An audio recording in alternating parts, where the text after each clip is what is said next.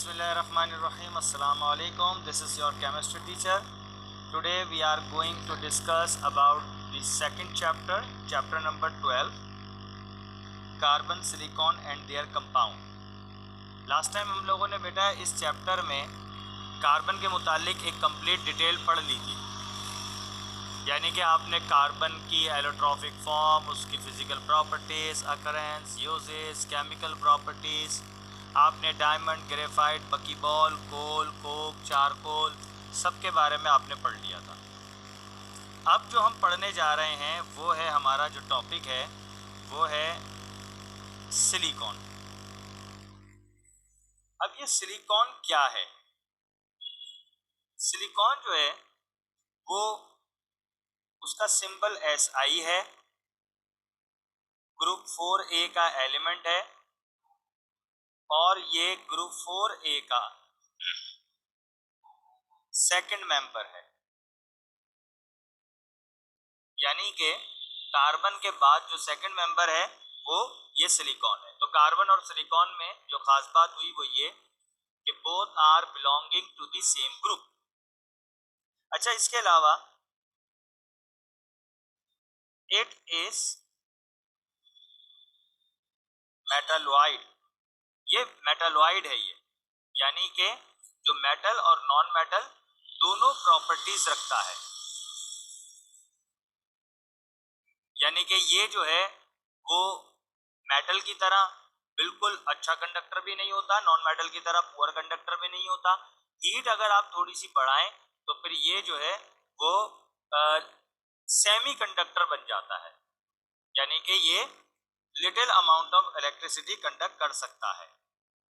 अच्छा, इसके अलावा सेकंड मोस्ट अबंडेंट एलिमेंट है ये,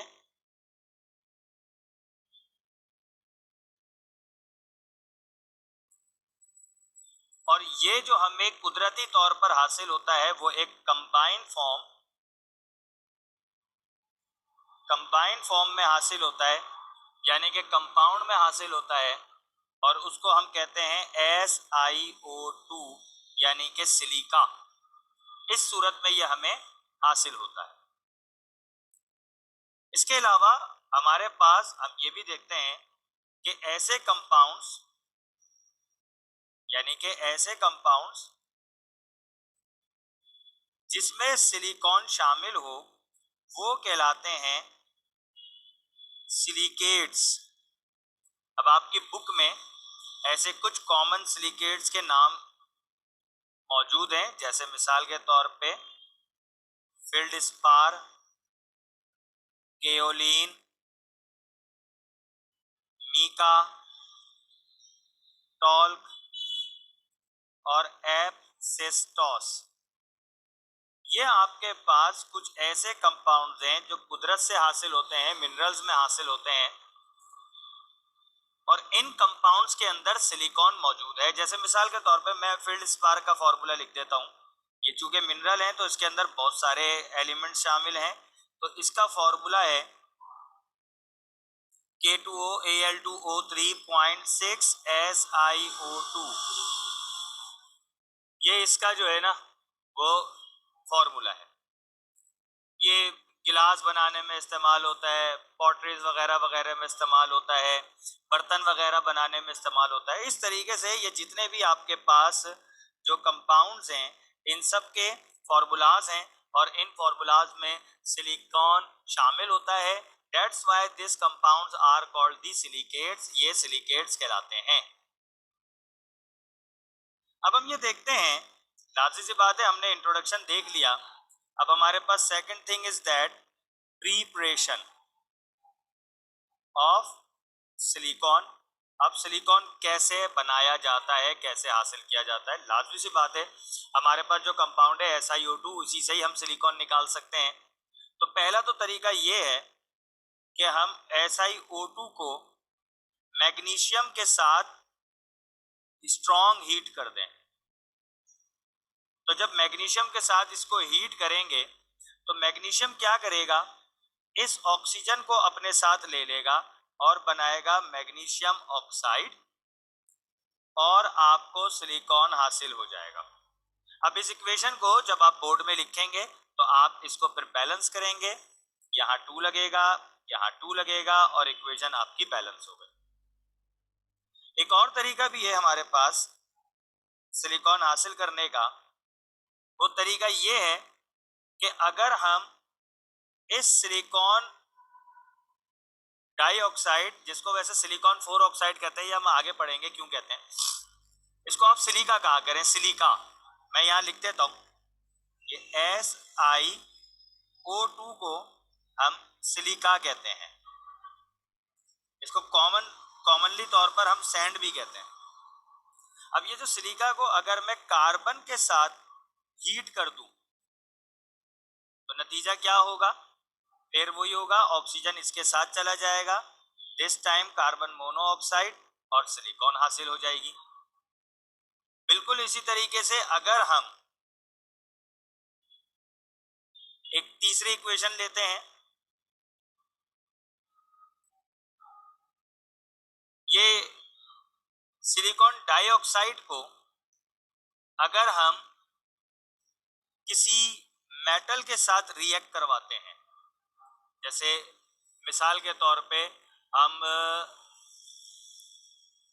किसी एसिड के साथ रिएक्ट करवाते हैं, HCl हमने एसिड लिया, नतीजा क्या होगा, ये ऑक्सीजन इसके साथ जाएगा, वाटर बनाएगा और इसके साथ सिलिकॉन क्लोराइड मिल जाएगा, यानी कि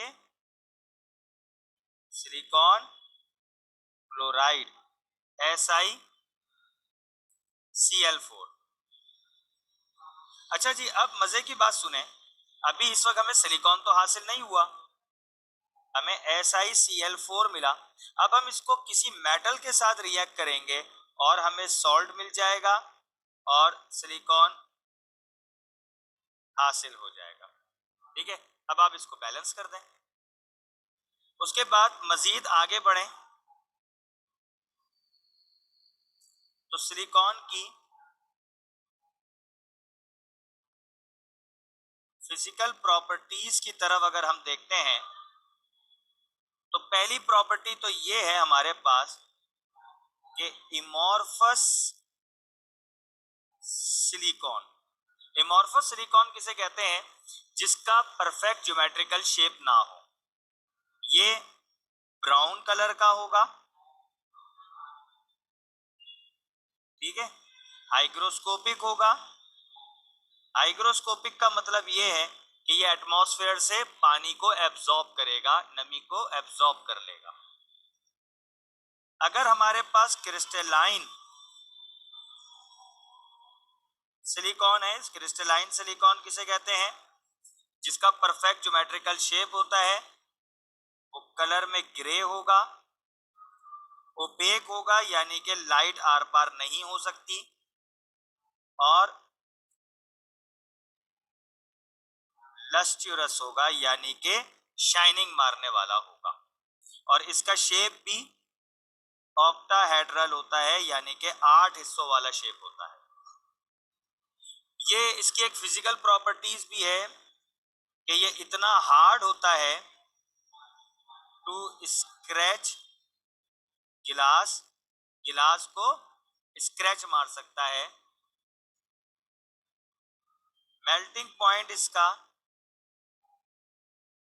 1410 है और बॉइलिंग पॉइंट इसका 2600 है।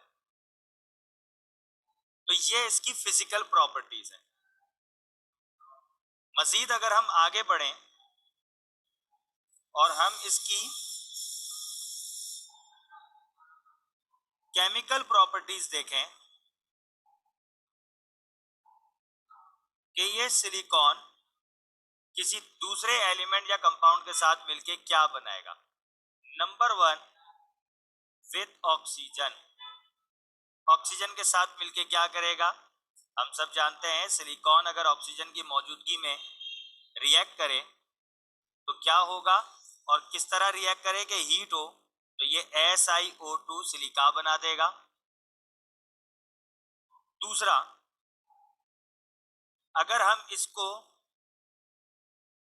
विथ स्टीम यानी कि पानी के साथ रिएक्ट करें Si प्लस H2O, तो SiO2 बना देगा और हाइड्रोजन गैस अलग कर देगा। अगर इसको क्लोरीन के साथ रिएक्ट करें तो Si क्लोरीन के साथ रिएक्ट करके SiCl4 सिलिकॉन क्लोराइड बना देगा। अब एक लास्ट टॉपिक आता है, उसके बाद ये सिलिकॉन का टॉपिक भी हमारा कंप्लीट हो जाएगा।